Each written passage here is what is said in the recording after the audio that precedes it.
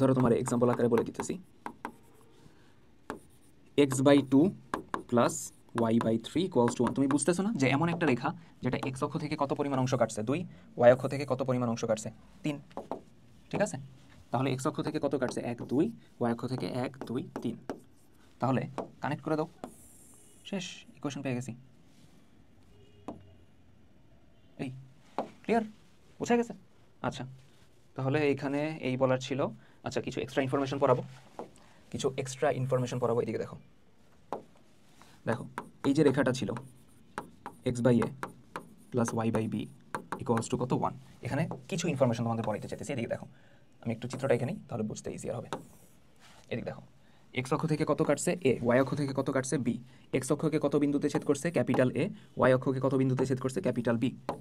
x ও x prime, y ও y prime. এখন একটা একটা করে জিনিসপত্র বলবো, দেখো মিলাইতে পারো কিনা। রেখাটি, এক নম্বর হলো রেখাটি x অক্ষকে a0 ও, দেখো a0 কিভাবে, x অক্ষকে যে বিন্দুতে ছেদ করছে তার স্থানাঙ্ক কত, ভুজের মান হবে a, কোটির মান হবে কত 0। x অক্ষকে a0 ও y অক্ষকে 0, b। x অক্ষ বরাবর ভুজের মান নাই। দেখো বি বিন্দুর ক্ষেত্রে তার ভুজ কিন্তু 0, কিন্তু কোটি কত b। x অক্ষ বরাবর আমি ডানে বামে গেছি, যাই নাই তো, কিন্তু কোটি বরাবর b গেছি, মানে y বরাবর b গেছি, তার মানে 0, কত b। y অক্ষকে 0, b বিন্দুতে ছেদ করে।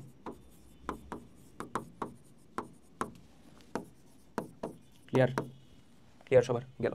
এরপরে সেকেন্ড, রেখাটি অক্ষদ্বয়ের সাথে যে ত্রিভুজ উৎপন্ন করে, রেখাটি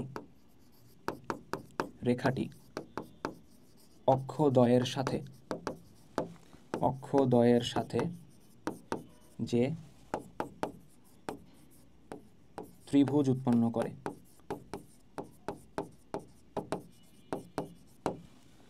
তার ক্ষেত্রফল, মানে এরিয়া, আমি ইংলিশটা লিখে দিই এরিয়া।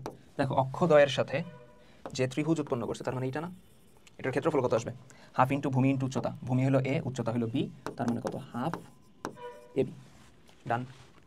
আচ্ছা, এই বাদে আর কোনো ইনফরমেশন বলা যায়।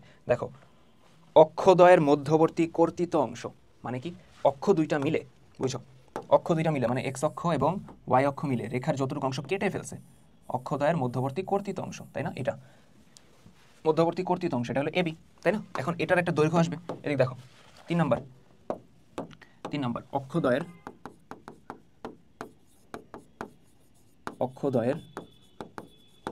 মধ্যবর্তী কর্তিত অংশ, সেটা হলো বেসিক্যালি ab। এবং এটা আমি কিভাবে পাবো, এটা দেখো এই ত্রিভুজের, যেটা একটা সমকোণী ত্রিভুজ, তার অতিভুজ না। এখন আমরা বলতে পারি অতিভুজ, এটা ধরো ab, এর x চিন্তা করো বা ab লেখো। আমরা বলতে পারি অতিভুজ স্কয়ার সমান লম্ব স্কয়ার প্লাস ভূমি স্কয়ার। লম্ব হলো b, ভূমি হলো a, লম্ব স্কয়ার প্লাস ভূমি স্কয়ার। তার মানে ab সমান আমরা কি বলতে পারি, স্কয়ার ওই দিকে রুট ওভার হবে a স্কয়ার প্লাস কত b স্কয়ার। তার মানে root over a square plus কত b স্কয়ার। ক্লিয়ার? বলা যায়। আরেকটা জিনিস পড়াই দিই, ab এর মধ্যবিন্দু, অক্ষদ্বয়ের মধ্যবর্তী কর্তিত অংশের মধ্যবিন্দু, ঠিক আছে? এদিকে দেখো, রিপিট হয়েছে, দেখো এদিকে, আগে এগুলো বাদ দিয়ে নি।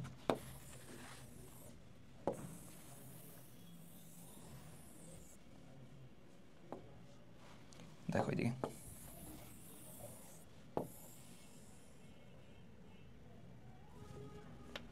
অক্ষদ্বয়ের মধ্যবর্তী কর্তিত অংশ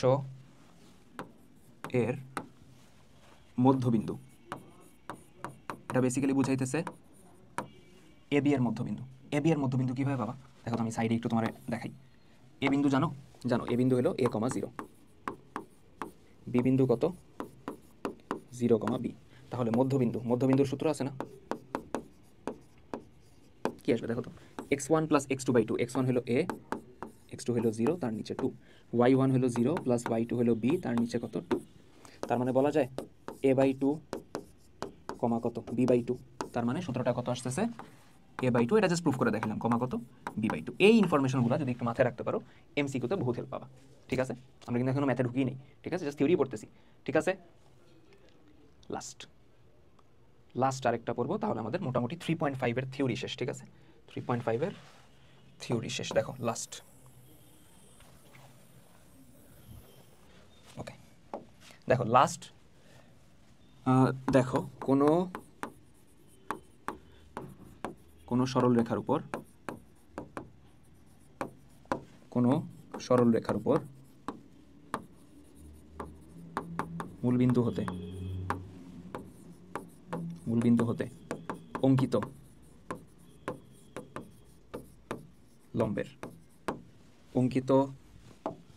লম্বের দৈর্ঘ্য পি এবং লম্বটি এক্স অক্ষের ধনাত্মক দিকের সাথে, একটু লেন্দি হইতেছে, আর একটু ভিডিও কি বেশি বড় হয়ে গেছে? এটা কতক্ষণ হয়েছে? আচ্ছা 1 ঘন্টা হয়নি এখন। লম্বটি এক্স অক্ষের ধনাত্মক দিকের সাথে আলফা কোণ উৎপন্ন করে। ঠিক আছে, এই হলো আমার শর্ত, এই হলো আমার হাতের ইনফরমেশন। ঠিক আছে, কোনো সরল রেখার উপর আমি মূল বিন্দু থেকে লম্ব আঁকছি। দেখো আগে আমি রেখাটা এখানেই, এই হলো সরল রেখা। এই সরল রেখার উপর আমি মূল বিন্দু থেকে কি আঁকবো? লম্ব আঁকবো, লম্ব। আচ্ছা এটা বাদ দিই, মূল বিন্দু থেকে আমি তার উপর লম্ব আঁকবো।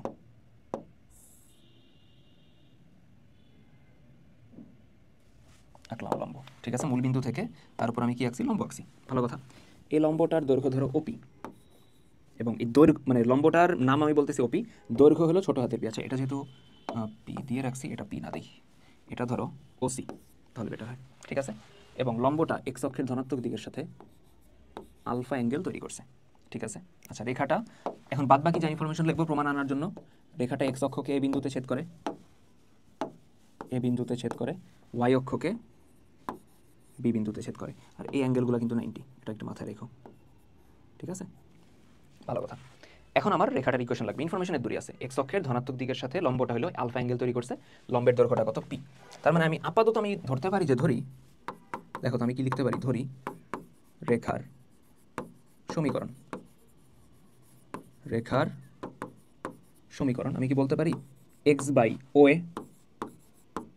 Plus y by O B equals to 1। X অক্ষ থেকে যতটুকু কাটবে সেটা আমরা ছোট হাতের এ বলতাম, ওয়াই অক্ষ থেকে যতটুকু কাটবে সেটা আমরা ছোট হাতের বি বলতাম। দেন ইকুয়েশন বলতাম x by a y by b সমান 1।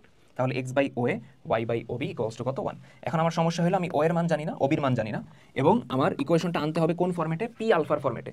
ইকুয়েশনে যেন পি থাকে এবং কি থাকে? আলফা থাকে। ভালো কথা, পিটার একটু সরাই দিই। ওকে, এখন আমি দেখো কিছু জিনিসপত্র করবো। ফার্স্টে আমি একটা ত্রিভুজ নিতেছি, ত্রিভুজ ওএসি। দেখো ওএসি ত্রিভুজের মধ্যে দেখো আমি একটা সিম্পল কাজ করবো। এদিকে দেখো, এদিকে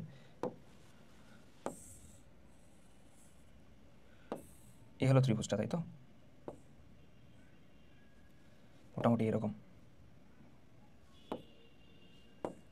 বলা যায়। ঠিক আছে, আচ্ছা এই ত্রিভুজের মধ্যে, আচ্ছা এক্সট্রা করা তো ঝামেলা নেই, লাগবে না। এই ত্রিভুজের মধ্যে একটু চিন্তা করো, এই হলো অ্যাঙ্গেল আলফা, তাহলে লম্ব কোনটা? লম্ব হলো এসি, তাই না? যেই অ্যাঙ্গেলটা তুমি কনসিডার করো তার অপোজিটই তো লম্ব হয়। আলফা হলো সূক্ষ্মকোণ, চিন্তা করছো, তার অপোজিট এসি হলো লম্ব। তাহলে এদিকে দেখি, আমি এই চিত্রটার একটু রিডিফাইন করতেছি। অ্যাঙ্গেল হলো আলফা, তার অপোজিটে একদম আলফার অপোজিটে কে আছে? এসি। ঠিক আছে, এসি এটা হলো লম্ব।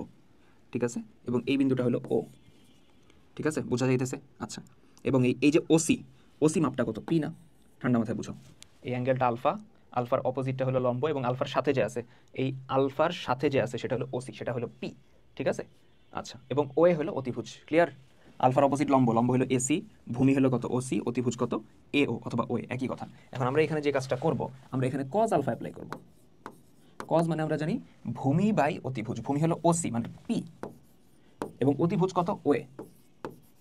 তাহলে আমরা কি বলতে পারি? অতএব ও এ যদি বামে নিয়ে আসো, কজ আলফারে যদি ডানে নিয়ে যাও, ও এ সমান পি বাই কজ আলফা, বলা যায়? যায়। আচ্ছা, সিমিলারলি আরেকটা ত্রিভুজ নিব, ঠান্ডা মাথায় বুঝো, ত্রিভুজ ওবিসি। এখন ওবিসি এর ক্ষেত্রে আমরা এই অ্যাঙ্গেলটা কনসিডার করব, যেটা অবশ্যই কি আসবে? 90 মাইনাস আলফা। আসবে কিনা? অবভিয়াসলি আসবে। দেখো 90 মাইনাস আলফা,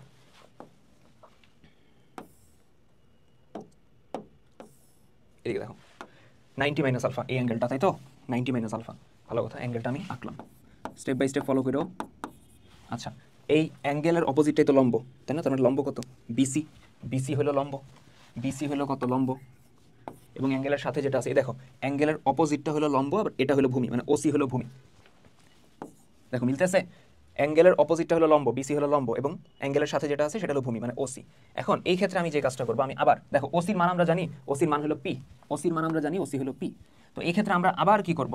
কজ অ্যাপ্লাই করব, কজ অ্যাঙ্গেলটা 90 মাইনাস আলফা, ঠিক আছে, ইকুয়ালস টু ভূমি বাই অতিভুজ, ভূমি হলো পি, ভূমি হলো পি, অতিভুজ কত? ওবি।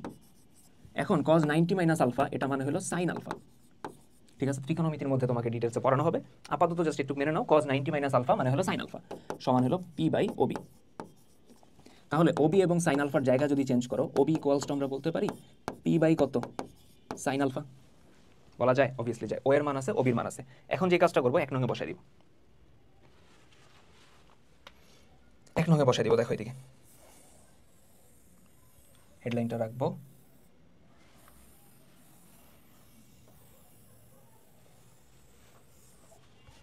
ওকে। এখন দেখো আমি যদি 1 নঙে বসাই, একে যদি মান বসাই, তার মানে কি আসে দেখো, এক্স বাই ওএ, ওএ মানে কত? P by cos alpha, plus y by কত? ওবি, ওবি মানে কত? পি বাই সাইন আলফা, সমান কত? 1। ভালো কথা, এখন এগুলো লাগবে না, এগুলো মুছে দিই।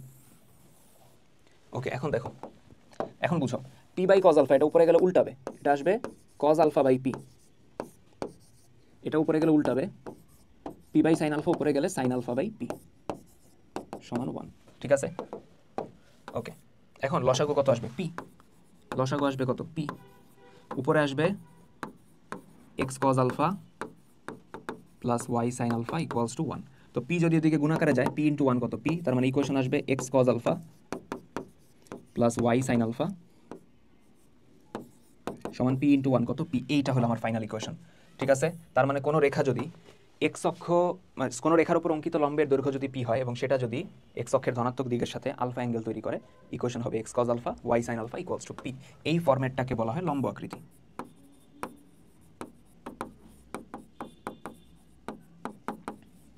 অথবা পারপেন্ডিকুলার ফর্ম। পারপেন্ডিকুলার বানান আমি ভুলে যাই, perpendicular form, perpendicular form.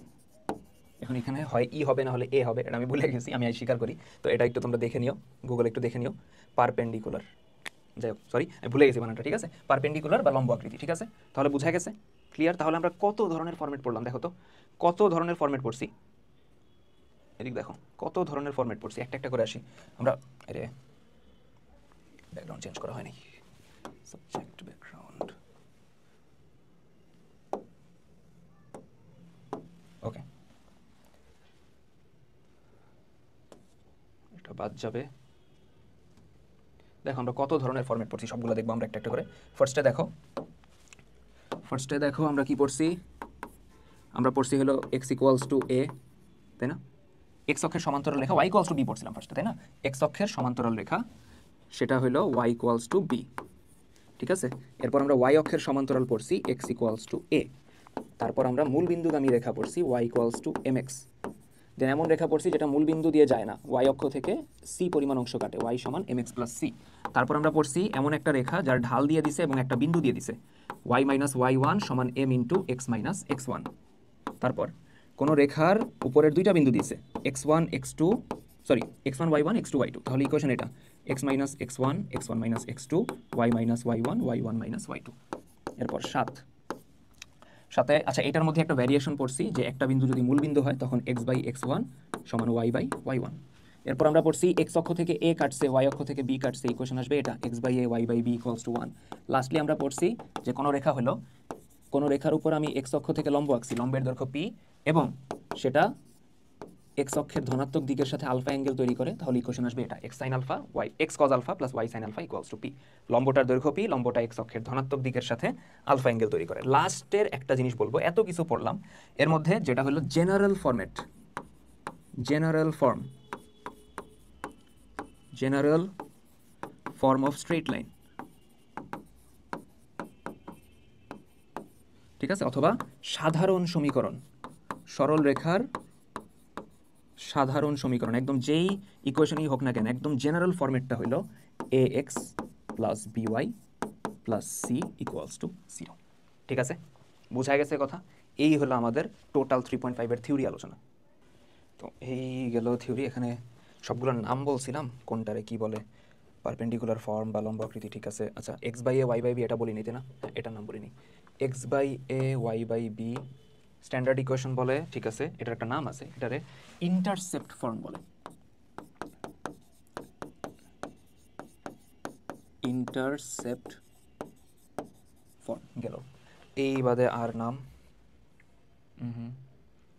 Intercept form তো বললাম, পয়েন্ট ফর্ম বলছি, স্লোপ পয়েন্ট ফর্ম বলছি। আচ্ছা ওয়াই সমান এম এক্স, এটারে যে স্লোপ ফর্ম বলছি এটা বলছিল, সরি। ওকে, স্লোপ ফর্ম ছিল এর পরেরটা, এটা ওয়াই সমান এম এক্স প্লাস সি, এটারে বলে স্লোপ ফর্ম। আরও স্পেসিফিক্যালি বললে slope point form, slope intercept form. Slope point তো পরেরটা, স্লোপ ইন্টারসেপ্ট ফর্ম। ঠিক আছে, আর না, আর তো বাদ বাকি আমাদের কাজ শেষ। তাহলে আমরা নেক্সট ভিডিওতে ম্যাথে যাব। ঠিক আছে, নেক্সট ভিডিওতে ম্যাথে যাব, আমাদের কিছু ম্যাথ আছে, তো এটা করলে 3.5 শেষ হবে, দেন বাদ বাকি চ্যাপ্টারগুলো ওইভাবে। ঠিক আছে, তো নেক্সট ভিডিওতে দেখা হইতেছে, তারা পর্যন্ত পড়াশোনা করতে থাকো। আল্লাহ হাফিজ।